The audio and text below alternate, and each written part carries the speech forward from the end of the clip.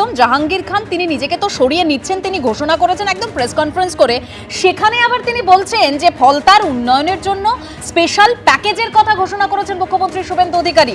আমি এই নির্বাচন থেকে সরে দাঁড়াচ্ছি। শুধুমাত্র তো উজ্জ্বল করেননি মানে নিজেকে ব্যক্তিগতভাবে বা ওদের দল, সেটা একদমই ব্যক্তিগত ব্যাপার ওই টিএমসি দলের, কিন্তু উনি পালিয়েও গেছেন।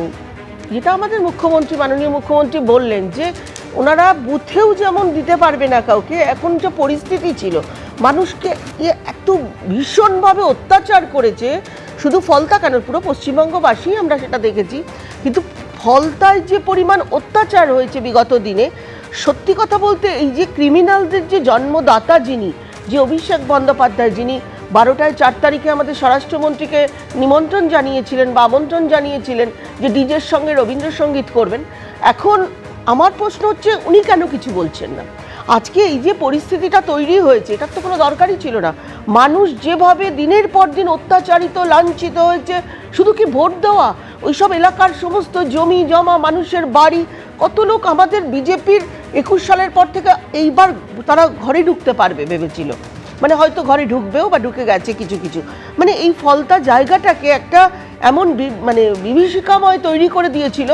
আজকে উনি হঠাৎ বৈরাগ্য এসেছেন, উনি শুধু মানে ঝুঁকেগা তো নেই বলেছিল, তো সির্ফ ঝুঁকেগা তো নেই ভাগ ভি গায়া উन्होंने, এই বলতে হবে। আজকে সত্যি কথা বলতে এই পরিস্থিতিটার জন্য যে বা যারা দায়ী, এই মমতা বন্দ্যোপাধ্যায় এবং অভিষেক বন্দ্যোপাধ্যায়ের আজকে কিছু কথা আপনাদের মানে জিজ্ঞেস করা উচিত ছিল পরিস্থিতিটার জন্য। আমি এই জায়গা থেকে উপাসনার কাছে আসতে চাইবো। উপাসনা, যার কথায় বাঘে গরুতে এক ঘাটে জল খেত, যে বলেছিল যে ভোটের পর একেবারে যা করার করে দিয়েছি, যে নিজেকে পুষ্পা বলেছিল যে ঝুঁকেগা নেহি, যে ডায়মন্ড হারবার মডেলের উপর নির্ভর করে অভিষেক বন্দ্যোপাধ্যায়ের এত জয় জয়কার, এত তার ভোটে জেতা, সেই জায়গা থেকে জাহাঙ্গীর খান ওই দাপুটে তৃণমূলে তার হলোটা কি? দেখুন না, যখন বাইটটা দেখছিলাম আপনাদের চ্যানেলেই দেখাচ্ছিল যে শুভেন্দু অধিকারী একটা বক্তব্য রাখলেন, সেখানে উনি উল্লেখ করলেন যে সেলফ ক্লেম পুষ্পা।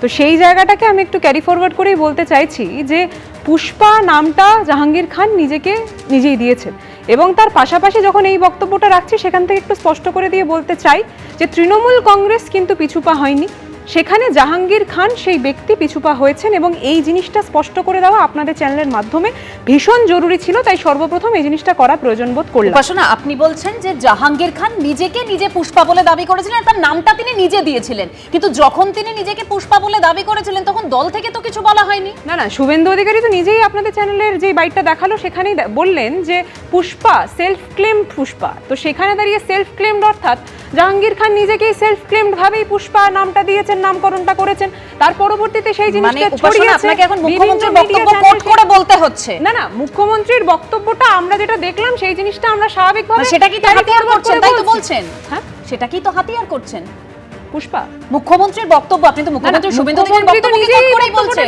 মুখ্যমন্ত্রী কি তাহলে মানে আমরা তো এই জিনিসটা বলছি যে মুখ্যমন্ত্রী ভুল কথা বলছে কি?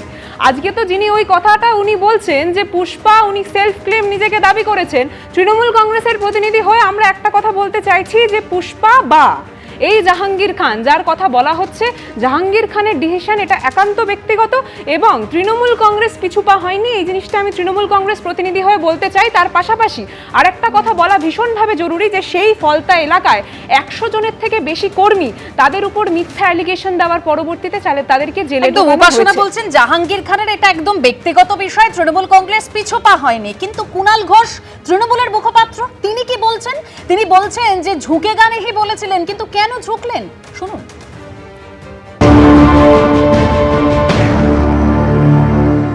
এখন জাহাঙ্গীর খান ফলতায় সরে দাঁড়াচ্ছেন, তো এখন সেই যে সরে দাঁড়ানো, তো ওখানে কোনো ভয়ের পরিবেশ তৈরি করে দিয়েছিল কিনা বিজেপি, ইলেকশন কমিশন, বিভিন্ন এজেন্সি দিয়ে।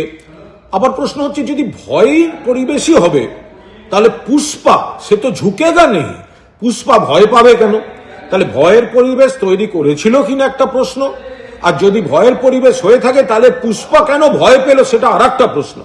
আমরা এই বিষয়ে এই মুহূর্তে আমরা এটা বিশ্লেষণ করছি, সব খবর নিচ্ছি বলতে পারবো না, তবে এটা ডায়মন্ড হারবার মডেল এরিয়ার অন্তর্গত, ফলে এখানে অভিষেক বন্দ্যোপাধ্যায় তিনি মাননীয় সাংসদ বিপুল ভোটে ওখানে জিতেছিলেন, নিশ্চয়ই তিনি বিচার বিশ্লেষণ করছেন, ও ব্যাপারটা উনি বলতে পারবেন।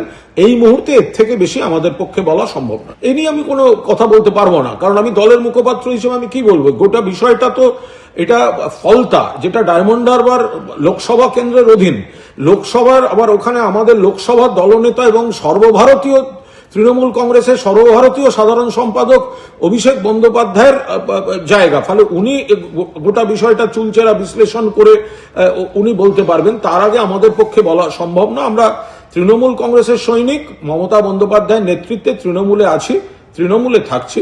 কিন্তু এখন হঠাৎ এই ভয়ের মহলের জন্য একেবারে ফলতা, যেটা প্রার্থী হাঁটাচলা করলে সেখানে বস বস বস বলে সব ভিডিও আসতো, সেই প্রার্থী হঠাৎ ভয় পেয়ে গেল কেন, সেই প্রার্থী হঠাৎ এই ধরনের ভিডিও দেখা যাচ্ছে কেন, এটা তো দলের পক্ষে খুব ভালো বিজ্ঞাপন নয়। ফলে নেতৃত্ব নিশ্চয়ই সেগুলো বিচার বিশ্লেষণ করে দেখবেন। আমরা শুধু বলছি যে ভয়ের পরিবেশ তৈরি করা হয়েছিল কিনা, আর যদি হয়ে থাকে তাহলে পুষ্পা ভয় কেন পেল, এই গোটা বিষয়টা আমাদের দল খতিয়ে দেখছে। আমি প্রদীপদার কাছে আসবো। প্রদীপদা, কুণাল ঘোষের বক্তব্য শুনলেন, কি ইঙ্গিত করতে চাইছেন, কি মনে হচ্ছে? এখানে পরিষ্কার, সেটা হচ্ছে তৃণমূল কংগ্রেসের যে সংস্কৃতি, সেটা হচ্ছে যে তৃণমূল কংগ্রেস যখন ক্ষমতায় থাকে তখন সবাই মিলে থাকে। দুর্নীতিতে কেউ যখন আটক হয়, গ্রেপ্তার হয়, তখন ব্যক্তিগত। যখন ভোটের ময়দান থেকে কেউ পালিয়ে যায় তখন সেটা ব্যক্তিগত, তখন আর দলীয় ব্যাপারটা থাকে না। তৃণমূল কংগ্রেস এখান থেকে পিছু পা হয়নি, অভিষেক বন্দ্যোপাধ্যায় হয়েছেন। অভিষেক বন্দ্যোপাধ্যায়ের নেতৃত্বে এই জাহাঙ্গীর খান, তিনি এতদিন ধরে ওখানে রাজনীতি করেছেন, এবং রাজনীতি শুধু করেননি, ফলতায় লোকসভায় 1,26,000-এর লিড দিয়েছেন তিনি। আজকে এই যে উইথড্র, সেটা উইথড্রটা অভিষেক ব্যানার্জির উইথড্র। যারা তৃণমূল কংগ্রেস করেছে প্রথম দিন থেকে, বিরোধী রাজনীতি থেকে ক্ষমতায় এনেছে মমতা ব্যানার্জিকে, সেই পুরনো দিনের সৈনিকদের গত 10 বছরে দেখা যায়নি।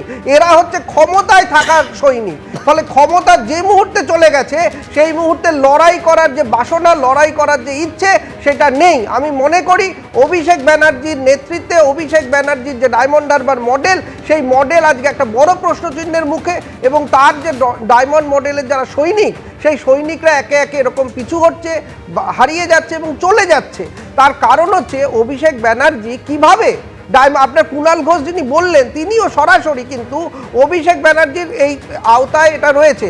অর্থাৎ ডায়মন্ড হারবার মডেল কেন আলাদা? মমতা ব্যানার্জি বলেছিলেন তিনি সমস্ত কেন্দ্রে তিনি প্রার্থী, তাহলে আজকে কেন শুধু দক্ষিণ 24 পরগনার ফলতা, কেন অভিষেক ব্যানার্জির কথা বলা হচ্ছে? আসলে এই পুরো দক্ষিণ 24 পরগনা, যেখানে ডায়মন্ড হারবার মডেল বলা হতো, অভিষেক ব্যানার্জির একচ্ছত্র আধিপত্য, রাজনৈতিক আধিপত্য, সেখানে মমতা ব্যানার্জি এবং তার পুরনো সৈনিকদের কোনো জায়গা নেই। যারা ক্ষমতার জন্য রয়েছে তাদের জায়গা রয়েছে। এবিপি আনন্দ, এগিয়ে থাকে, এগিয়ে রাখে।